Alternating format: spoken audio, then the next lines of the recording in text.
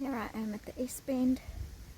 It's about 11 o'clock in the morning, sometime between 11 and 12 in the morning on Wednesday the 6th of May, and we've had 17 mils of rain, expecting a lot more rain. I'm at the East Bend on the river, and there's still no sign of a flowing river.